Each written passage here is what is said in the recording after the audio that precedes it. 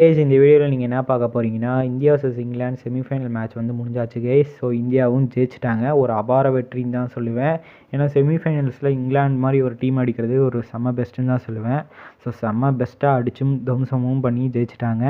இப்போ வந்துட்டு நம்ம பார்த்தீங்கன்னா ஃபஸ்ட் இன்னிங்ஸில் யார் நம்மளுக்கு ஹீரோவாக வந்தாங்க, செகண்ட் இன்னிங்ஸில் பவுலர்ஸில் யார் ஹீரோ வந்தாங்க, அது இந்த வீடியோவில் ஃபுல் டீட்டெயில்ஸோடு எக்ஸ்பிளைன் பண்ணுறேன். வீடியோக்குள்ளே போகிறதுக்கு முன்னாடி விராட் கோலியோட பேட் T20 வேர்ல்ட் கப் தான் சொல்லுவேன்.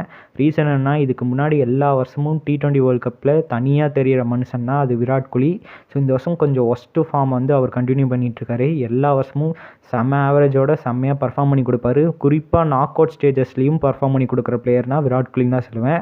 ஸோ இந்த வருஷம் அன்லைக் விராட் கோலினாலேயே கப் அடிக்க போகிறோன்னு நினைக்கிறேன். ஸோ இல்லை, விராட் கோலி ஃபைனலில் ஒரு செஞ்சுரி அடித்தா எப்படி இருக்குன்னு யோசிச்சு பாருங்கள். ஸோ அது மாதிரி நினச்சிங்கன்னா மறக்காமல் ஒரு கமெண்ட் பண்ணுங்கள். ஸோ பார்ப்போம் நடக்குதா இல்லையான்னு. ஸோ இப்போ வாங்க நேற்று மேட்ச்சில் நினச்சின்னு பார்ப்போம். ஃபஸ்ட்டு எடுத்தோன்னே பார்த்தீங்கன்னா இந்தியா 171 ஸ்கோர் பண்ணாங்க. இதுக்கு முக்கிய ரீசனாக இருந்தது ஸ்கை மற்றும் ரோஹித் சர்மாவோட பார்ட்னர்ஷிப் மற்றும் ரன்ஸ் தான் சொல்லுவேன். ஏன்னா 2 பேரும் நல்லா ஆடி கொடுத்துருந்தாங்க. ரோஹித் சர்மா ஓப்பனிங்லேருந்து டேக் ஆன் பண்ணி ஆடிட்டு இருந்தார். அதுக்கப்புறம் மிடில் ஓவர்ஸில் ஸ்கை நல்லா டேக் ஆன் பண்ணி ஆடி 2 பேரும் நல்லா செட்டில் டவுன் ஆனானே அவுட் ஆகிட்டு போயிட்டாங்க கைஸ். இதுக்கப்புறம் வந்தாங்க ஹர்திக், அக்சர் மற்றும் ஜட்டு. 3 பேரும் நல்லா ஆடி கொடுத்துட்டு போயிட்டாங்க கைஸ். ஏன்னா எல்லாரும் ஓரளவுக்கு டீசெண்டான நாக் ஆனாலும் கரெக்டாக ஒரு 17 ரன் 10 ரன் அதுக்கப்புறம் 23 ரன் இது மாதிரி ஹர்திக் ஒரு 23 ரன் இது மாதிரி அடிச்சுட்டு டக்குன்னு அவுட் ஆகிட்டு போயிருந்தாங்க. ஸோ இவங்களோட கான்ட்ரிபியூஷனும் கொஞ்சம் இம்பார்ட்டண்ட்டாக இருந்துச்சு மேட்ச்சில் அப்படின்னு தான் சொல்லுவேன். ஸோ இதுதான் பேட்டர்ஸ்லாம் நடந்தது. இப்போ வந்து பவுலிங்கில் என்ன நடந்தது அதை பற்றி பார்ப்போம். செகண்ட் இன்னிங்ஸில் என்ன நடந்துச்சு பார்த்தீங்கன்னா 103க்கே இங்கிலாந்து ஆல் அவுட் பண்ணிட்டோம். ஸோ 68 ரன் வித்தியாசத்துலையும் ஜெயிச்சிட்டோம். ஸோ சக்ஸஸ்ஃபுல்லாக ரிவெஞ்சையும் எடுத்து முடிச்சிட்டோம்.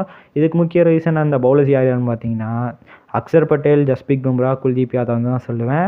இதில் வந்து அக்சர் பட்டேல் மட்டும் தனியாக இன்னிங்ஸை வந்து கொண்டு போனார்னு தான் சொல்லுவேன். ஏன்னா அக்சர் பட்டேலோட ஸ்பெல் தான் வேறு மாதிரி இருந்துச்சு.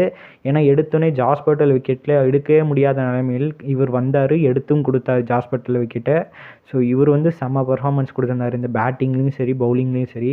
ஸோ இந்த வருஷம் டோர்னமெண்ட்லேயும் செம்ம பர்ஃபார்மன்ஸ் கொடுத்துட்ருக்காரு அக்சர் பட்டேல். ஸோ நெக்ஸ்ட் மேட்சும் இவர் கண்டினியூ பண்ண அதிக சான்சஸ் இருக்குது. நெக்ஸ்ட் மேட்ச்சில் குல்தீப் யாதவ், ஜட்டு மற்றும் அக்சர் பட்டேல் இவங்க 3 பேர் பர்ஃபார்மன்ஸ் மட்டும் தனியாக தெரியும்னு நினைக்கிறேன் நெக்ஸ்ட் மேட்ச்சில். ஏன்னா பாருங்கள் ஃபைனல்ஸ் வெறித்தனமாக இருக்க போது இந்த ஸ்பின்னர்ஸ் தான் மேக்ஸிமம் பர்ஃபார்ம் பண்ணால் அதிக சான்சஸ் இருக்கும் இந்தியன் டீமில் அப்படின்னு உண்மையாகவே சொல்லிடுறேங்க. இதுதான் நடக்க போது.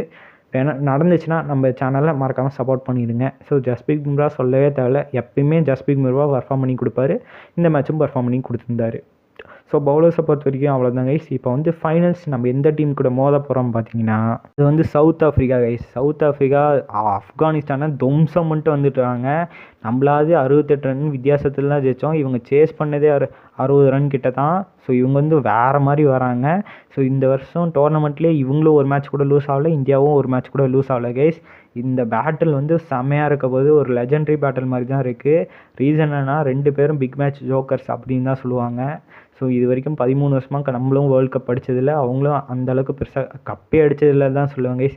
இது வரைக்கும் சாம்பியன்ஸ் ட்ராஃபி தான் அடிச்சிருக்காங்க, அதுக்கப்புறம் அண்டர் 19 கப் அடிச்சிருக்காங்க. அதுவும் சேம் கேப்டன் சவுத் ஆஃப்ரிக்காவோட கேப்டன் ஆடம் மார்க்ரம் தான் அடிச்சு கொடுத்துருக்காரு. இவரே தான் ஃபைனல்ஸ்க்கும் கொண்டு வந்திருக்காரு. ஸோ பார்ப்போம் என்ன நடக்க போகுதுன்னு.